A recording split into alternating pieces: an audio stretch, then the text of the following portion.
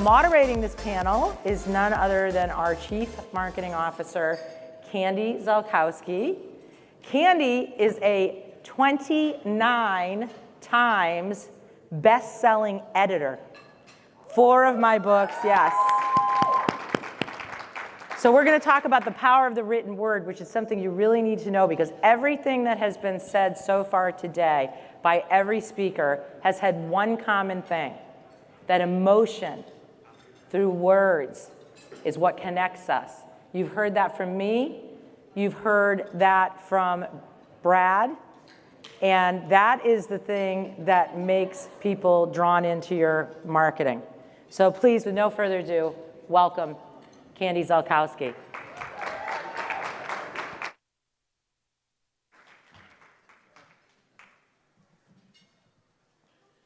Good afternoon.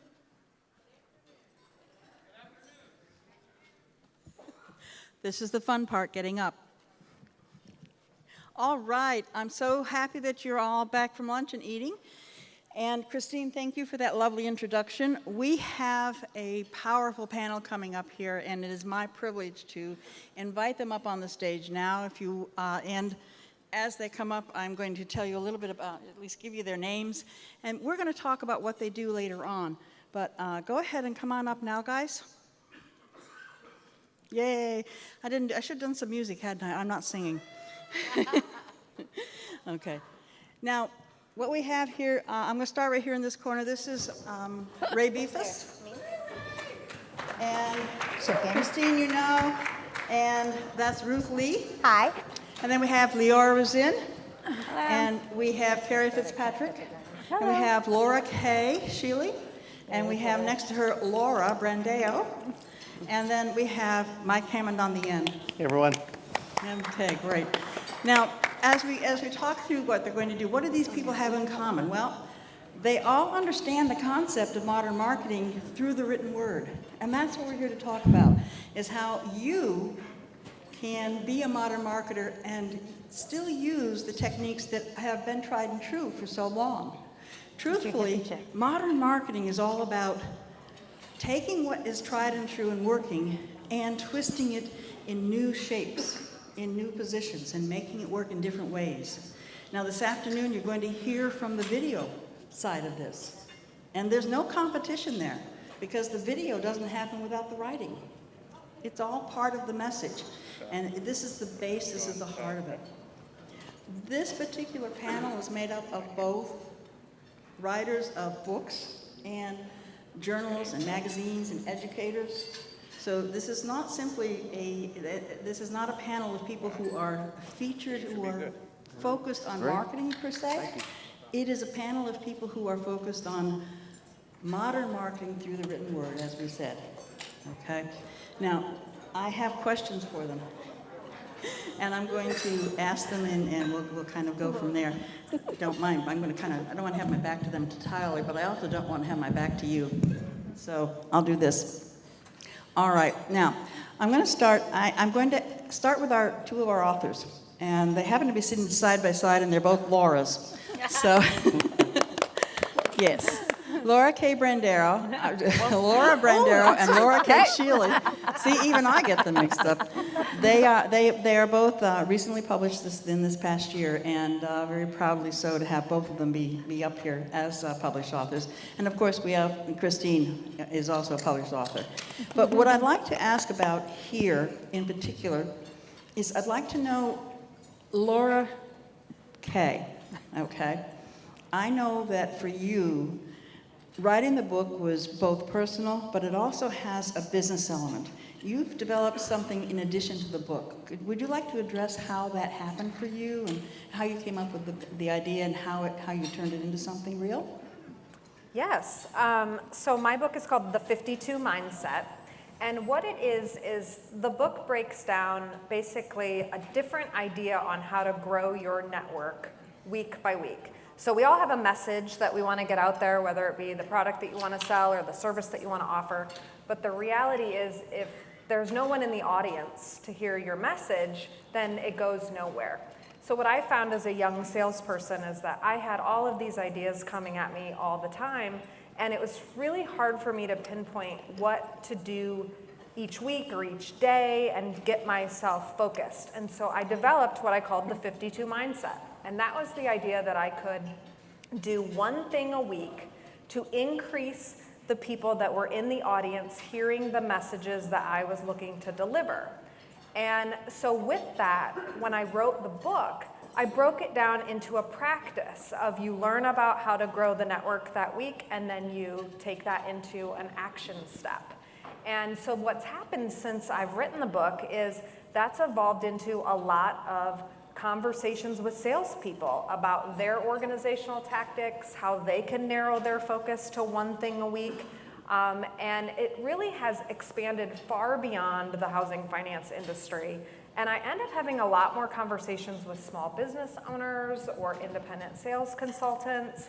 I never in a million years would have thought that I was going to write this book and end up talking to a whole bunch of Avon ladies. But that's actually where the market took me. Awesome. Yeah, and so that's been really fun to take all of what we know in the mortgage industry about increasing our networks over into other industries and helping them understand that even if you have an amazing social network online, you still need to have an amazing network within the area that you're looking to do your business as well, just face to face. And that's ultimately what the book helps you to understand, is how you can grow online and in person. That's awesome. I love that. One of the things that I heard you say in there that I think is important, and it's an important part of modern marketing as well, is the action steps. Christine, you've addressed that in some of your books as well. Would you care to make a comment about how that fits into modern marketing? Yeah, I think that it's a progressive process. Just like we were explaining this morning, there are steps that need to be taken, and the number one step we're failing in the mortgage industry is step one. We're not getting active, we're worried about our voice, we're only promoting our product before we have an emotional connection. And so in Wise Eyes, as you know, my first book has 9 core steps. And it starts with a story where you actually self-assess, if you remember right. I do. The lions, tigers, and bear analysis, and it helps you develop who you are and identify that so that you can self-manage properly. And then just goes through these 9 components. And something resonates with people because in what I think is a 9-step process to run your business wholly, there always seems to be 1 or 2 things that people really feel is their Achilles heel, and they want to dive into that conversation. So giving them steps specifically in those spots gives them actionable items to take action with. Totally, and that is something that is obviously very important, and it works in the marketing as well because you're giving them something they can set their teeth into and do something with, and that's a big point. Now, Laura Kay, on your book, the one that not the Say Yes Every Day, that is the action step. Did you catch that? Her title itself is the action step. That's what's taking it from. That's what the whole book is about. That is, take action every day. Laura, do you have some thoughts on that? Yes. Well, I mentioned last night that Christine and 2020 Vision was the reason why I realized the passion behind putting your action into words. Yeah. And I remember her giving me the task of, Laura, just share something from your life. And when that pen went to paper, or whether your hands touch a keyboard, I will tell you that story that comes out of the journey that you've taken, I came to realize that we are all on this path of life. And we have a decision every single day to whether we just repeat the same process or we go through that motion. Who was it that was speaking this morning? Was it Joe that spoke about when you're driving in the car and you arrive? Well, when you say yes every day, you don't just arrive, because all of a sudden you make a decision to actually be present, and you make the decision to be open to something that maybe Christine and I connected in 2018, and now here we are. Yeah. I would have never had that journey if we had taken that and closed the book.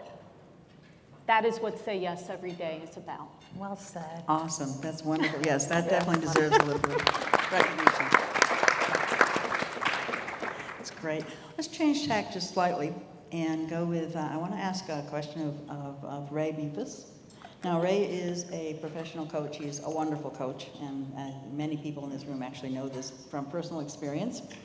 He's also a really talented writer, and he writes a column. He frequently writes for one of the columns in our magazines called, it's called The Coach's Connection.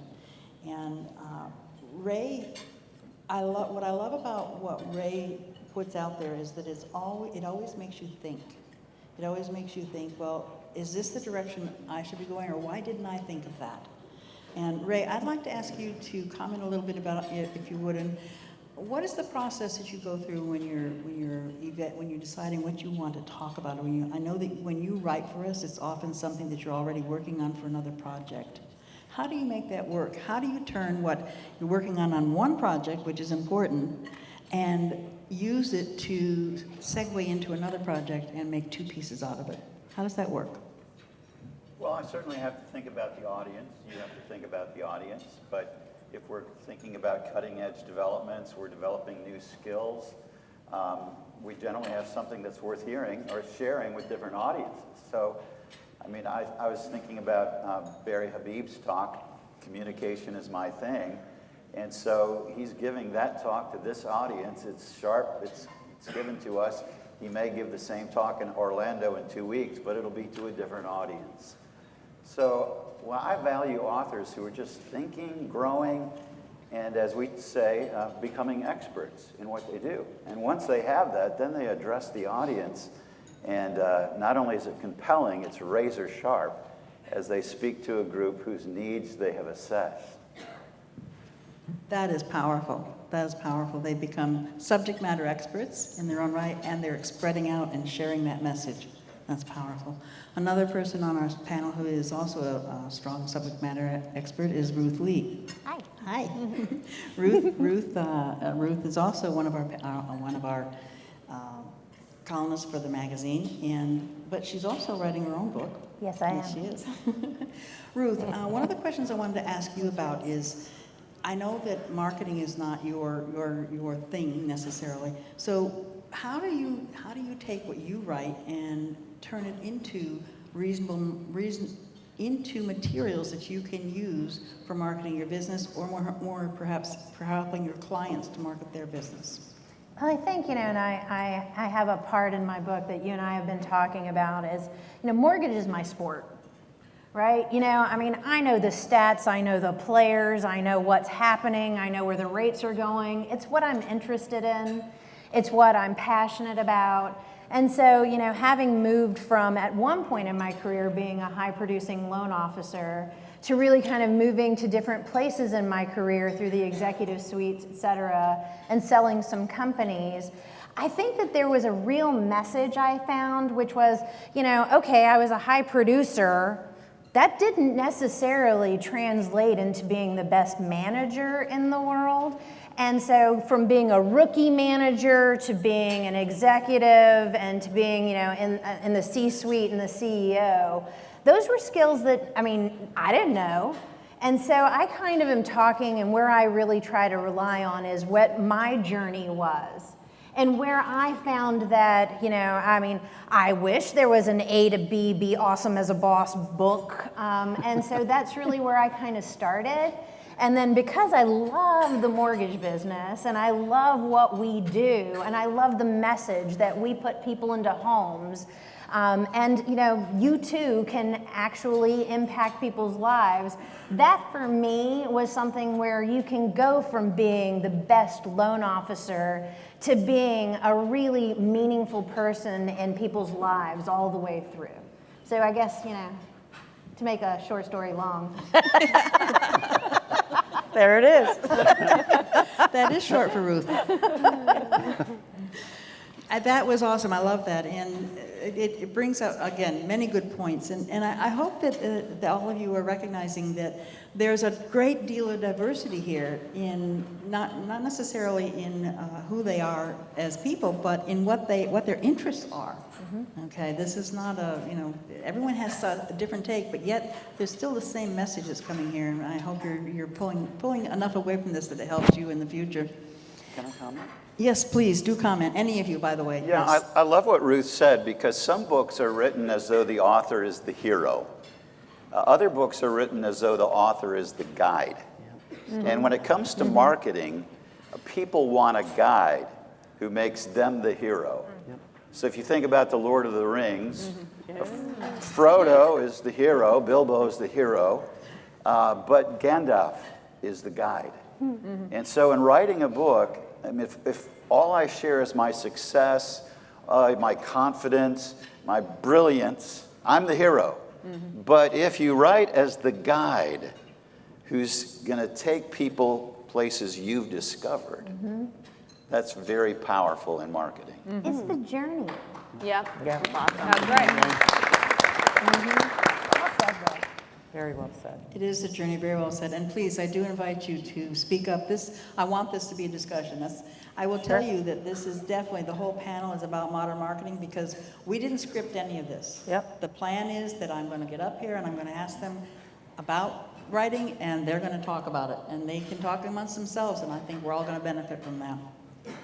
I'd like to ask one more question, and come back in wherever you want to. I'm going to go down the other end and ask Michael Hammond. Michael has a lot of experience in the world of writing and in the world of magazines. Michael, what are some of the changes you see in the writing industry at this point in time? The biggest change I've seen is really the convergence of traditional media, going to the industry publications, getting an article submitted, getting a column submitted, versus self-publishing. The exciting thing is, for each and every one of you, self-publishing can be an extremely powerful tool. How you get your story told. Leora talked about that last night, right? Each and every one of you guys has a story to tell.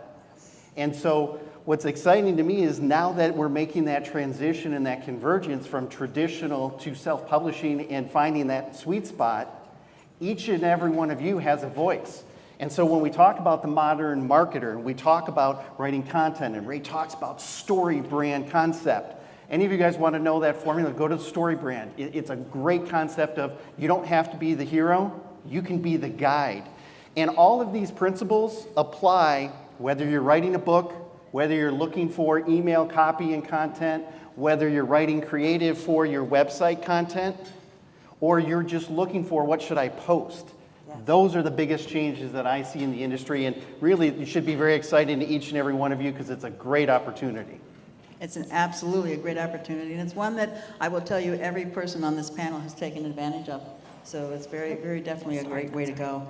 In fact, Leora, you're someone who has a background, an interest in technology. I know that for you, having worked with you for a bit. So how do you feel that the advances in the use of technology has made changes or inroads in the writing world? I think it's amazing how you can turn any medium into a sounding board, and you just never know where it's going to take you. Some people know my story, how I got into being a writer, but many don't. And it started with me live tweeting about Bronco games. I'm a Broncos fan through thick and thin, and that was my sounding board to share my frustrations, to share like the good times, the bad times, and to copy attention to someone who needed a female Broncos beat writer. And that's what got me into writing. I never wanted to be a writer, didn't think I was very good at it. And it's evolved over time using those mediums. And so I started writing for the Broncos. I got to go to Bronco games as a member of the press. It's a very interesting situation. It's definitely not like being a fan. And that caught the attention of Mortgage Women magazine. And it's just evolved over time. And my writing has evolved over time from being, I'm just spewing out statistics and here's what's going on with Fannie Mae Day One Certainty and new credit reporting trends, to more writing that's specific to what I'm going through in my life and my career, and how that has helped me, sometimes hindered me through my career. And I've been very open and honest about my failures through that. And it's resonated with people. And it's therapeutic for me. And so you don't have to be a good writer to tell your story. If it's something that helps you and helps others, if my writing and my story helps one person, then I've done what I needed to do. Next step for me is, yes, I'm thinking about writing a book. And what do I write see? about? So, Now it's public. and, I you just know, add and I have an idea of what it's going to look like. It's not going to be to the level of these amazing people here. It's going to be like a quick turner. These are the things I think about when I'm flying, because I'm terrified of flying. I absolutely hate flying. I'm deathly afraid of it. And so I got my notes app on my iPhone, and I just write what I'm feeling at that moment on that flight. Sometimes it's about the guy who just farted next to me, you know, or it's like the flight that I took to get here that was terrifying. That just happened. But I think people will get it. They'll resonate with that. We're like, yeah, I've been on a flight like that. And yeah, it is terrifying. And if they can adapt that to other moments where they're afraid and they can get through that fear, then that's kind of where I'm going with it and what I'm thinking. That's awesome. Did someone want to make a comment? I was just going to say that long ago I realized that I was writing for myself cathartically. It's freed me in a lot of ways. I can remember where I was when you pushed me to write chapter 14. I completed my first book, Wise Eyes, and submitted it. And then Candy pushed it back to me and said I hadn't written about some of the things she thought the readers would want to hear, like what it was like being a woman in a male-dominated field for 30 years. And I said, I'm not going to write about that. I'm still working with men right now. They don't want to, I don't want to bring that topic up. And she said, just pretend that you're writing it in your diary and let it come to life. And I did, and I cried. It's a powerful writing chapter. that day on a Sunday, snowy winter Sunday, with coffee in my fireplace room, and I couldn't even believe, I wasn't talking, I was typing. And I was bawling my eyes out because I was thinking and saying things out loud in my head that I had never given myself permission to do. And then once that happened, I've been able to repeat those words time and time again. And a lot of times when I post in the morning, if I do morning personal posting, I kind of look at it like affirmational.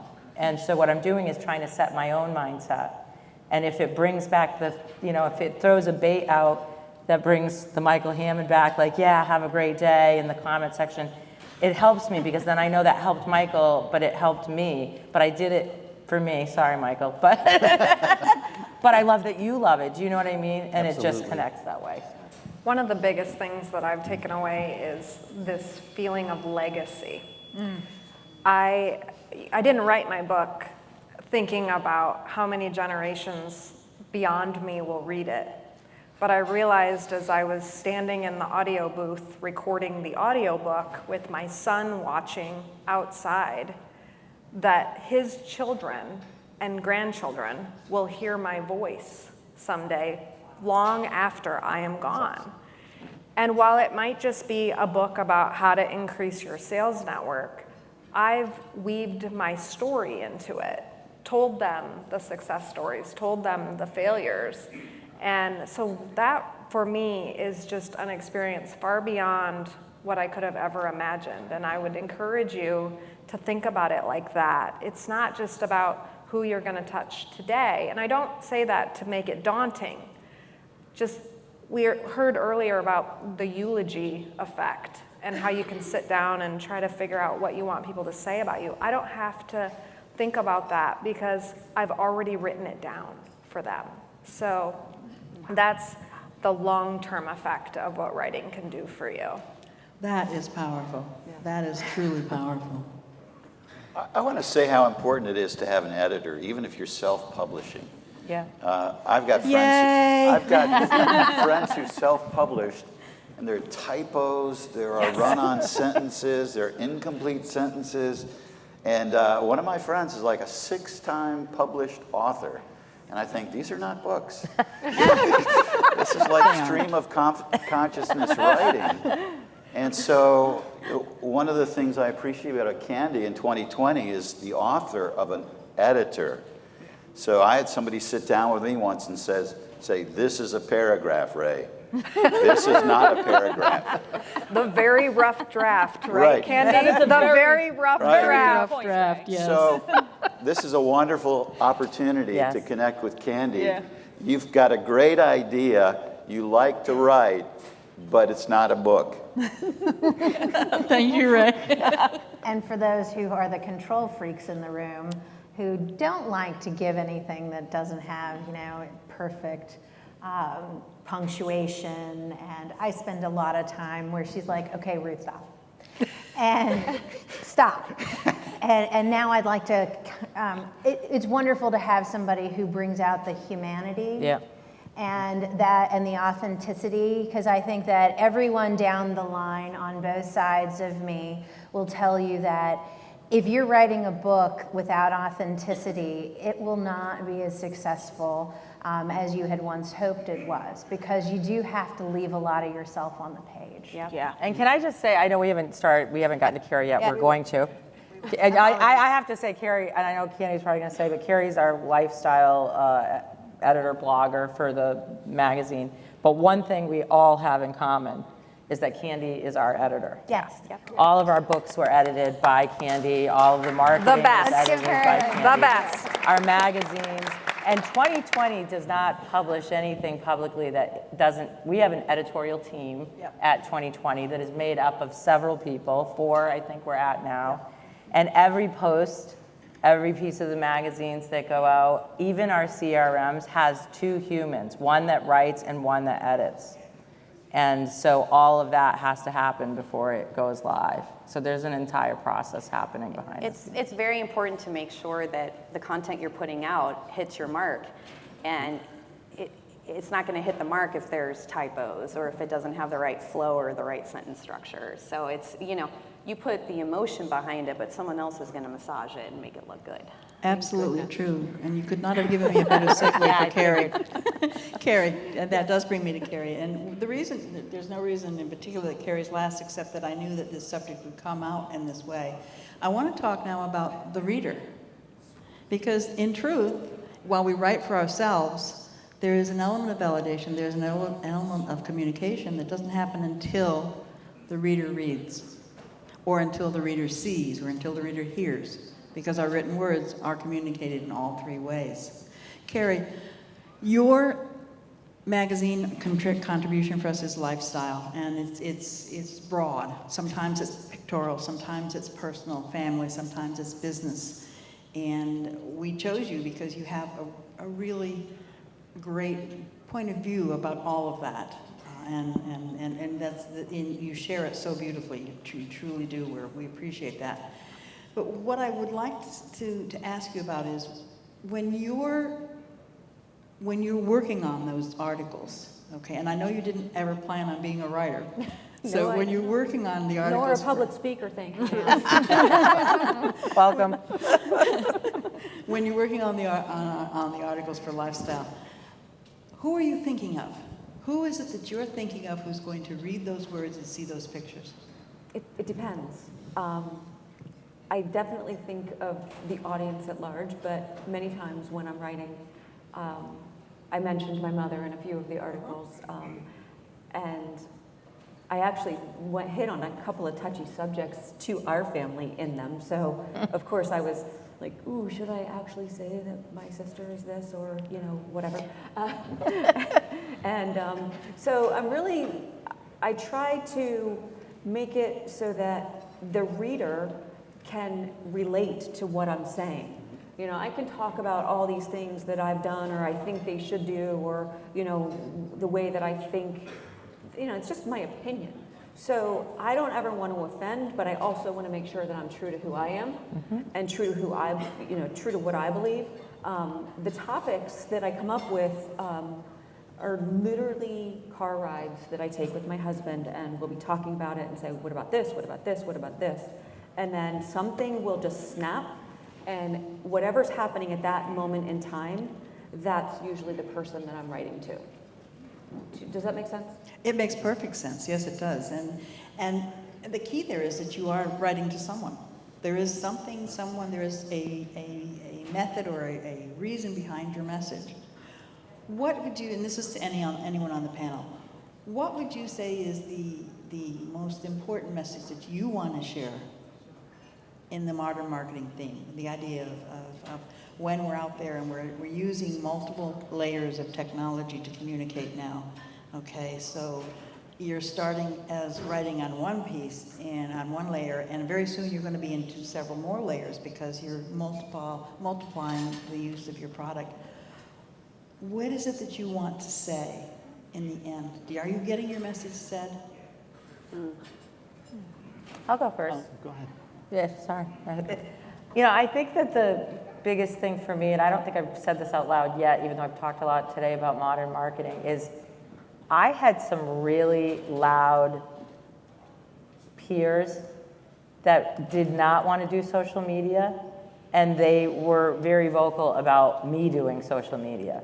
So I don't know how many of you feel that pressure of like other people that are uncomfortable with it. And so I think that's actually hurting the mortgage industry. I don't know if it's just the mortgage industry, it might be public at large, but there's so many people that are scared to do it, scared to write, scared to take the steps, scared that it's gonna look egotistical, that they're so loud, it almost makes you feel uncomfortable doing it yourself. So I had this huge barrier that I had to get over, which was not only just freeing myself to speak, but accepting that when I did, I would be picked on, or not bullied, but criticized maybe for doing it. And so the cost of that freedom of speech for me was something I had to be willing to pay to take my first steps. Well done. That's a Well very said. good point. Well Yes, said. very good point. One thing I would like to add is I think as you guys are sitting out there as the modern marketer, there's so many great insights with all of these panel members of writing a book, and you should write a book and get an editor.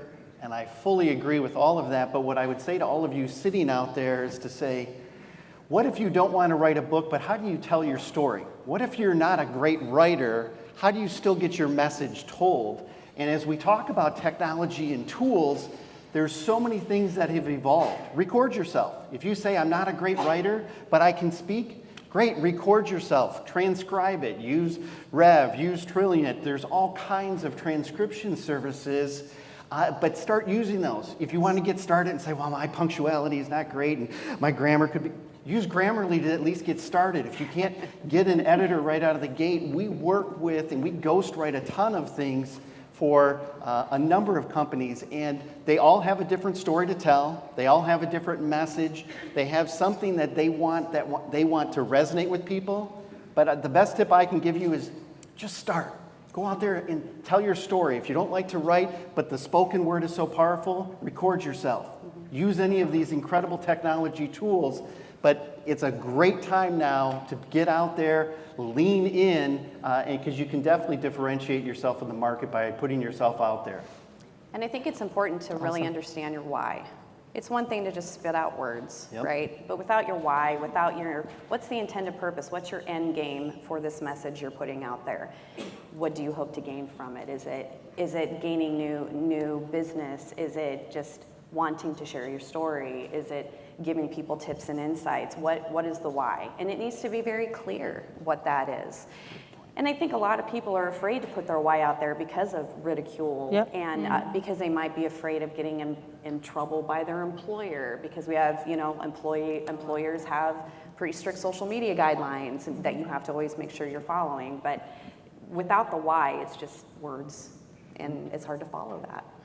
One of the biggest messages that I try to get across is the idea that it takes time. You don't have to do all the things, but you do have to have a willingness to dabble in a lot of things until you find out what really fits for you. And so I was like any one of you sitting in these conferences. I'd take a ton of notes, I'd go home, I'd get all energized, like I'm gonna kill it, and then it would fall off. And that was why I thought about things more in a long-term space of if I just did one thing a week to gradually get myself to this goal, then I will dabble in a lot of different things until I find out what fits best for me. And as a writer, those are the things that really get you going.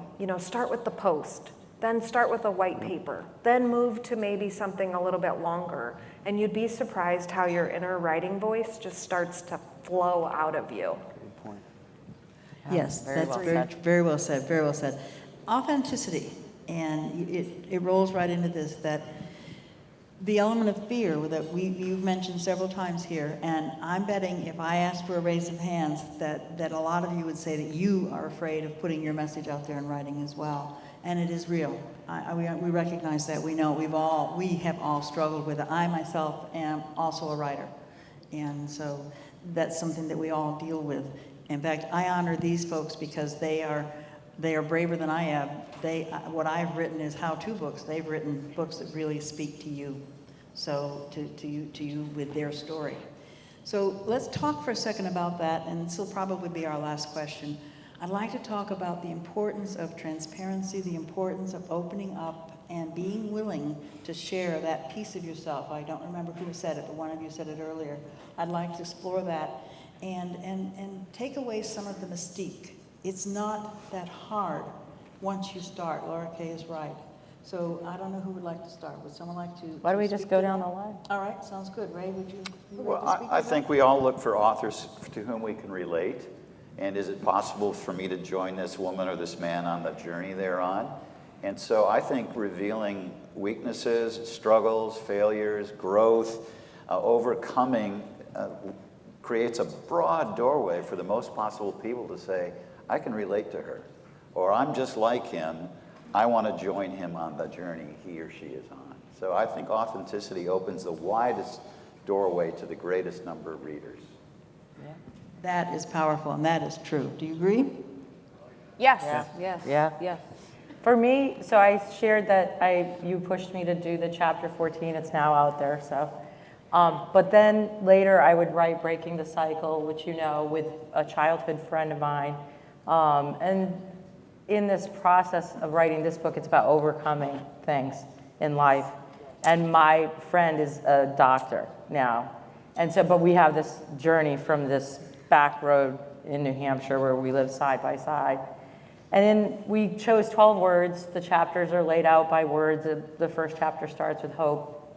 And when we got to perseverance, Candy's editing was, think of a story that reminds you of a time that you needed perseverance. And I kept coming back to the fact that I had had 2 bouts of clinical depression. And I'm saying it right now on stage for the first time ever in my life, right now. And I wrote about it, but when I thank you.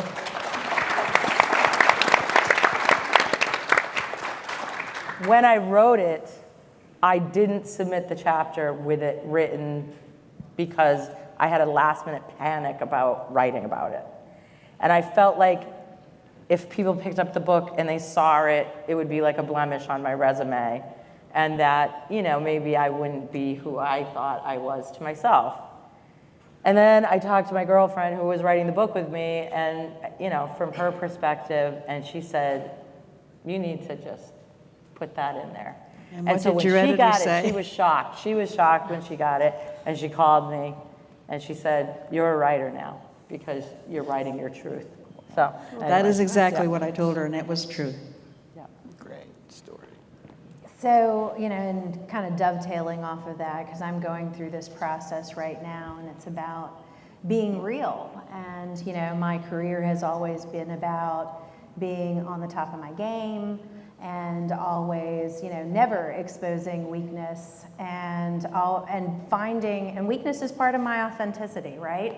I am challenged with being bipolar, which is a new thing that I am going to be talking about in my book. And it is a hard thing to expose because, you have this canceled culture, and are people going to look at you differently? Well, some are, and some are going to turn away from the book. But those who it really resonates with are going to get me and my message, and that's enough for me. I don't have to be everything for everybody, and this book doesn't have to be everything to everybody. It just has to be something that I feel is an important part of my journey through this crazy mortgage industry and how it has really shaped who I am and the people that I have loved and cared about through this journey. Yeah. Yeah, let's go ahead and get deep. Here we go. Get in there. Deeper. Woo. No pressure. I don't know how to follow that. I've been very vocal about my struggles in my career, and it's hard to even talk about it without getting emotional. That's just who I am. And I've had to hide that emotion a lot. But when I write about it, it just comes through. And it's just, it helps me because I know that there's other people out there who struggle like I do.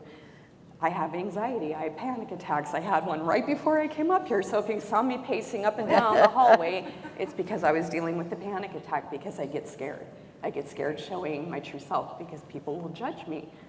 But that's okay at the end of the day because this is me, and this is me being passionate about what I do, and passionate about being in this business, and giving it back to other people. And if there's people who don't like it, I've got a finger. You can figure out which one it is. I don't care. This is me. Wow, we did go deeper. So what do you got, Kerry? Come on, lifestyle. She'll bring it back up. Yes, I will bring it back up. No, for me, transparency and being honest and saying, this is hard. This is how I chose to solve this part, this thing. This is how I choose to live my life. This is how I choose to spend my free time. This is how I choose to run my business so that it's a quality of life issue, not a lifestyle issue. Because I said it last night, there's so many people who just are constantly on this treadmill of life that never stop. Now, I could used to get on a treadmill, like a physical one, but they're on this treadmill of life and they just never stop to take a minute to notice. And that's the thing that I try to do because I never noticed. And I was a very shy person, and I am a very shy person, and you probably wouldn't believe that, but I was always the wallflower. I was always the one standing in the back of the room. But having a voice made me push myself beyond what I thought was even possible to get out there and be able to walk up to you guys and say hi and those things, because they're real. They're real struggles that people, I don't want to say women, but people go through to be able to connect with other people. And I feel like through the writing that I do, through the journaling that I do, it helps me to kind of put my thoughts down, get them straight, and then be able to face the world. Awesome. For me, I obviously wrote the whole book in an authentic space, and I think what really surprised me about it was that I had this kind of false sense that I would bring it to market and everybody would be super head over heels to put it out there. That's And another good point. oh my. I think we addressed that early on.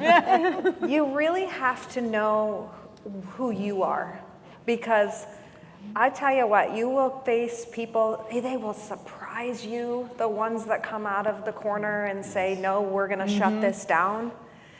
And you have to just stand strong in your own ability and your own authenticity and be willing to take the risk, even if they say you can't do it and this is what'll happen if you do. I have many pages of journals filled with backup plans for what would have happened if I moved forward with my book and they really did what they said they were going to do. And so that taught me that, it's gotta be your own motivation, your own authenticity that comes out, because like anything in life, if we listen to the few people in the room that tell us you can't do it or you shouldn't do it, where would we be today? Not here. Not here. Not on this stage, let me tell you. I'm right here, baby. Yeah, I did it. you did it. You did. Love it. So 2 nights before my book was published, I think if my husband was in the room right now, he'd say, that was not the Leora Brandao that I know. Because I literally was scared beyond any feeling I ever had in my life. More than anything in business.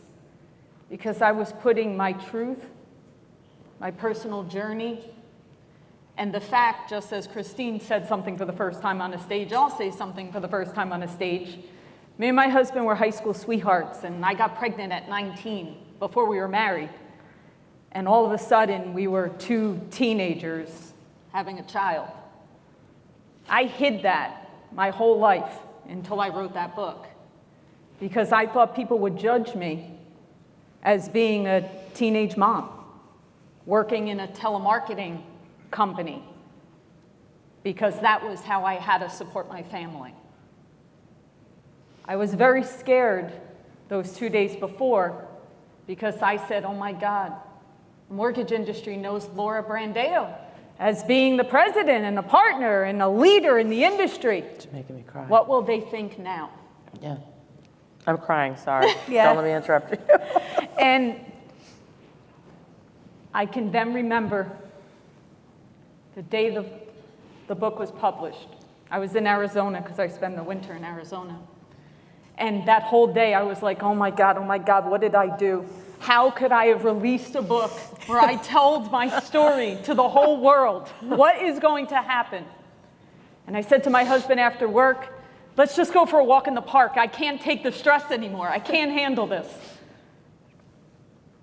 And as we sat under a willow tree, my husband went on Amazon and said, oh my God, Leora, you are a best-selling author.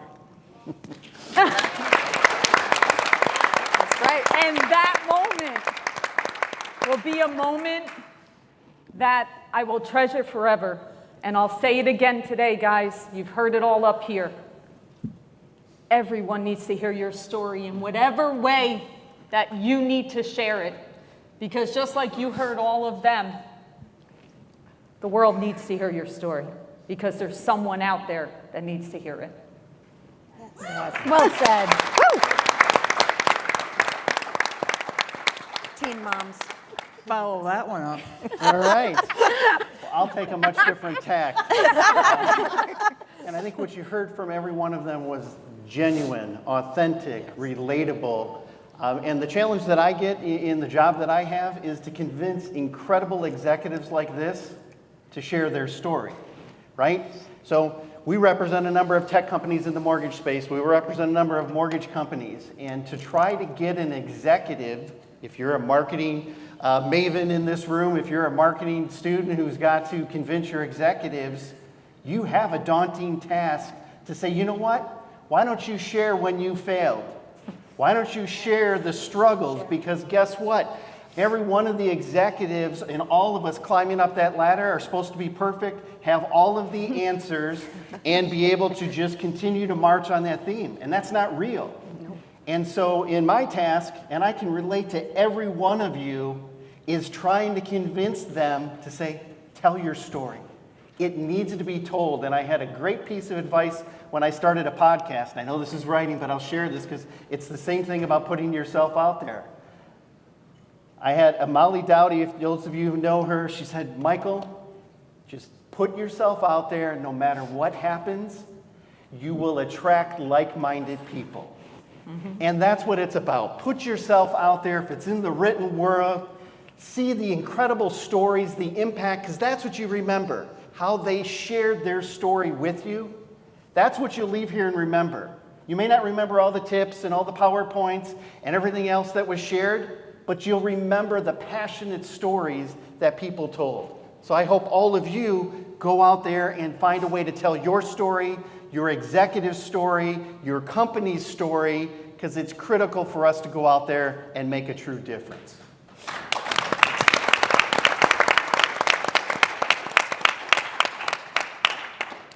Wow, just wow. I'm crying too. I have 30 seconds, and I promise I'm going to end it in that time.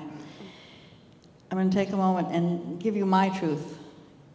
These people have shared their truths with you in these last 50 minutes, and I want to share one of my truths.